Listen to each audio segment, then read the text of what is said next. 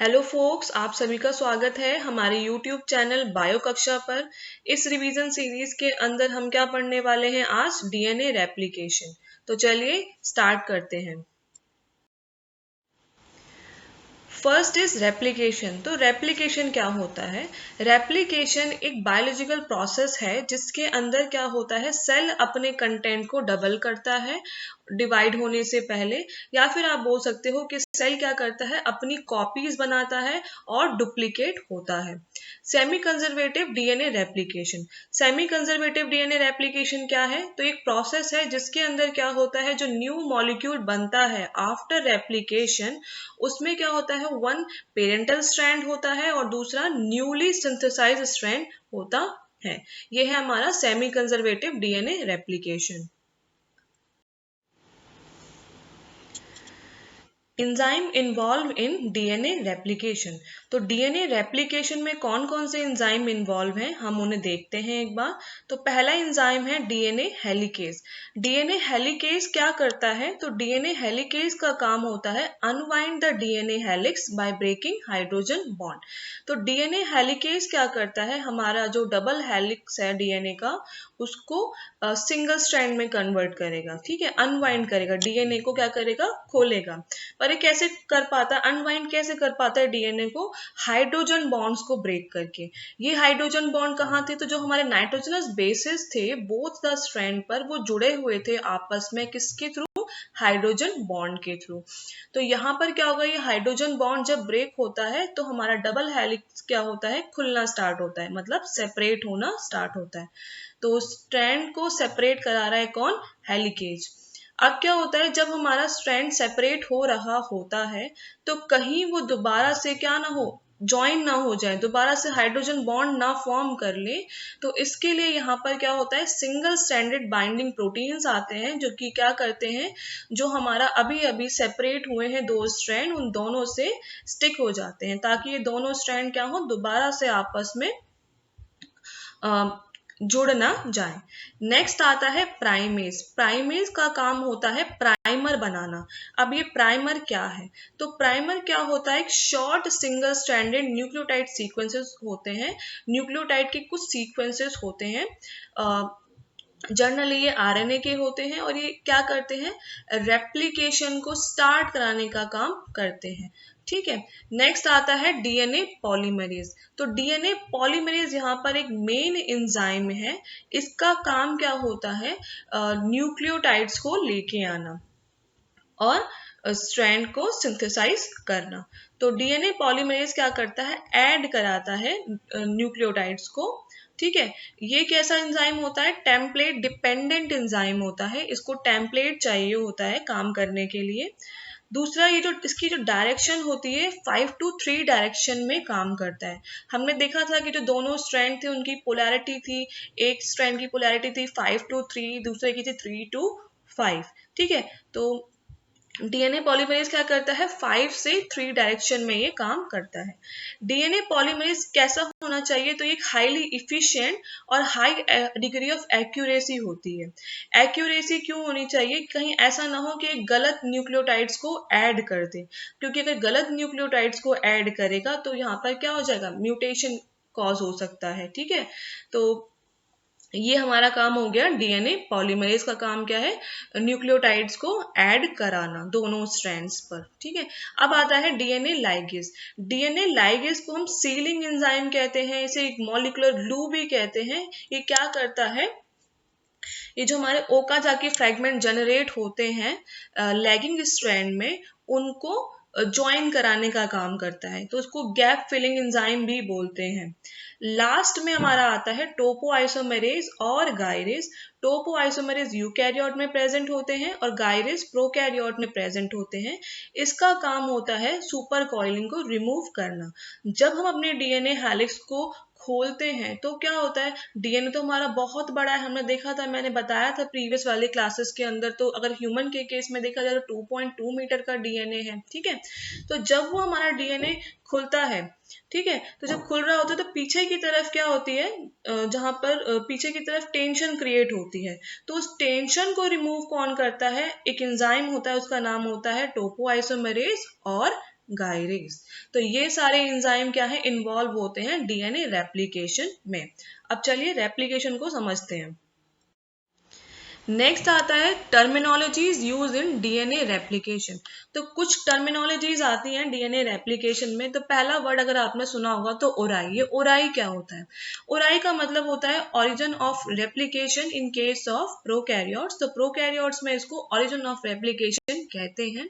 ये एक ऐसा रीजन होता है जहां से क्या होता है, डीएनए रेप्लिकेशन स्टार्ट होता है। ठीक है, तो इतना बड़ा डीएनए है हमारे पास, ऐसा एक पॉइंट, ऐसा डिफाइंड रीजन जहां पर क्या होगा, हमारा डीएनए रेप्लिकेशन स्टार्ट होगा, उसको हम क्या कहते हैं, ओराई कहते हैं। अब आता है रेप्लिकेशन फोक क्या होता है। तो ये क्या होता है, एक स्मॉल ओपनिंग होती है डीएनए हेलिक्स के अंदर जहां पर क्या होगा, रेप्लिकेशन होगा। ठीक है, स्मॉल ओपनिंग होती है ये। अब आते हैं दो तरह के स्ट्रैंड हमारे, एक होता है लीडिंग स्ट्रैंड, एक होता है लैगिंग स्ट्रैंड। तो लीडिंग स्ट्रैंड को हम बोलते हैं कॉन्टिन्यूअस स्ट्रैंड, और इसकी पोलैरिटी क्या होती है, 3 to 5 पोलैरिटी होती है। इसे कॉन्टिन्यूअस स्ट्रैंड इसलिए कहते हैं क्योंकि इसके अंदर क्या होता है, जब सिंथेसिस होता है ना, तो कोई भी इसके अंदर ब्रेक नहीं होता है। ठीक है, लगातार कॉन्टिन्यूसली रेप्लिकेशन होता चला जाता है, मतलब न्यूक्लियोटाइड ऐड होते चले जाते हैं without any break. Lagging strand के अंदर क्या होता है, इसको डिसकंटिन्यूअस स्ट्रैंड कहते हैं, और इसकी पोलैरिटी 5 to 3 पोलैरिटी होती है। तो इसकी पोलैरिटी 5 to 3 होती है क्योंकि इसके अंदर क्या होगा, ओकाजाकी फ्रेगमेंट्स बनते हैं। तो इसमें क्या होता है, जो रेप्लिकेशन हो रहा होता है वो क्या होता है, छोटे छोटे पार्ट्स में हो रहा होता है। ठीक है, अब आता है ओकाजाकी फ्रेगमेंट्स क्या होते हैं। तो ये क्या होते हैं, स्मॉल सेगमेंट या शॉर्ट सेगमेंट होते हैं रेप्लिकेटेड डीएनए के। ठीक है, ये 1000 से 2000 बेस पेयर होते हैं प्रोकैरियोट्स में, और यूकैरियोट्स में जनरली छोटे होते हैं, 100 से 200 बेस पेयर के होते हैं। चलिए नेक्स्ट स्लाइड में हम समझेंगे कि स्टेप्स कौन कौन से होते हैं डीएनए रेप्लिकेशन में। तो सबसे पहला काम क्या होता है, इस बड़े से डीएनए के अंदर हमको उस रीजन को फाइंड आउट करना है जहां से हमारा रेप्लिकेशन होना स्टार्ट होगा। तो रिकॉग्निशन ऑफ ओराई, तो पहले हम क्या करेंगे, ओराई को रिकॉग्नाइज करेंगे। उसके बाद क्या आता है, हमारा डीएनए हेलिकेज आता है, और वो क्या करना स्टार्ट करता है, हाइड्रोजन बॉन्ड्स को तोड़ना स्टार्ट करता है, जिसकी वजह से धीरे धीरे हमारा क्या होता है, वो जो हेलिक्स होता है वो ओपन होना स्टार्ट होता है। फिर होता है फॉर्मेशन ऑफ रेप्लिकेशन फोक। तो रेप्लिकेशन फोक बनना स्टार्ट होता है, ऐसा रीजन डीएनए के अंदर जहां पर क्या हो रहा है, अब छोटी सी स्मॉल ओपनिंग हो चुकी है। अब यहाँ पर जब ओपनिंग हो गई है, दोबारा से क्या ना हो जाए, फिर से ये ज्वाइन ना कर जाए एक दूसरे के साथ, तो यहाँ पर आते हैं सिंगल स्ट्रैंड बाइंडिंग प्रोटीन, जो कि क्या करते हैं, दोनों ही स्ट्रैंड पर ये स्टिक हो जाते हैं। फिर होता है प्राइमर का फॉर्मेशन, प्राइमर बनता है प्राइमेज के द्वारा, और प्राइमर क्या होता है, हमारा दोनों स्ट्रैंड पर आके लग जाता है। उसके बाद क्या होता है, प्राइमर जब हमारा अटैच हो जाता है हमारे दोनों स्ट्रैंड्स पर, उसके बाद हमारा डीएनए पॉलीमरेज आता है, और फिर वो क्या करता है, धीरे धीरे पॉलीन्यूक्लियोटाइड्स को ऐड करना स्टार्ट करता है। उसके बाद क्या होता है, जो हमारा लैगिंग स्ट्रैंड होता है उसमें ओकाजाकी फ्रेगमेंट्स बनते हैं, और उनको सील करने के लिए जो एंजाइम चाहिए होता है वो क्या होता है, हमारा डीएनए लाइगेज। चलिए अब इसको हम पिक्चर के फॉर्म में एक बार और समझ लेते हैं दोबारा। चलिए डीएनए रेप्लिकेशन को एक बार फिगर से भी समझ लेते हैं। तो इस फिगर में अगर आप देख रहे होंगे तो आपको दो स्ट्रैंड दिखाई दे रहे होंगे, एक स्ट्रैंड है 5 to 3 एंड दूसरा स्ट्रैंड है 3 to 5। तो यहाँ पर हमें कुछ एंजाइम भी मेंशन हो रखे हैं। जैसे पहला एंजाइम है प्राइमेज, फिर डीएनए पॉलीमरेज, हेलिकेज, लाइकेज। तो ये एंजाइम क्या कर रहे हैं, काम कर रहे हैं और डीएनए सिंथेसिस कर रहे हैं। तो किस तरह से करते हैं देखिए एक बार।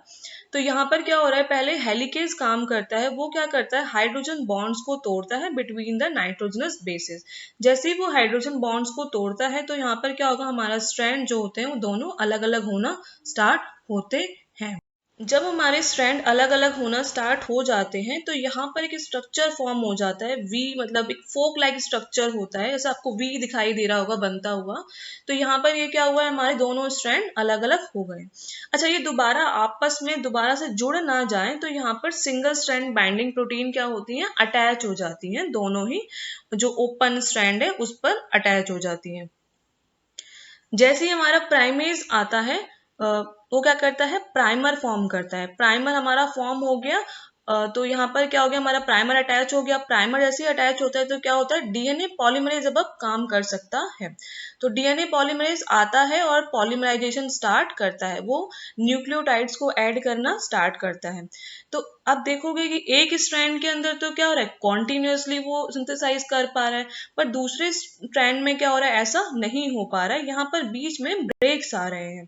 तो ऐसा स्ट्रैंड जिसके अंदर सिंथेसिस कॉन्टिन्यूस होता है उसको हम क्या बोलते हैं, लीडिंग स्ट्रैंड बोलते हैं।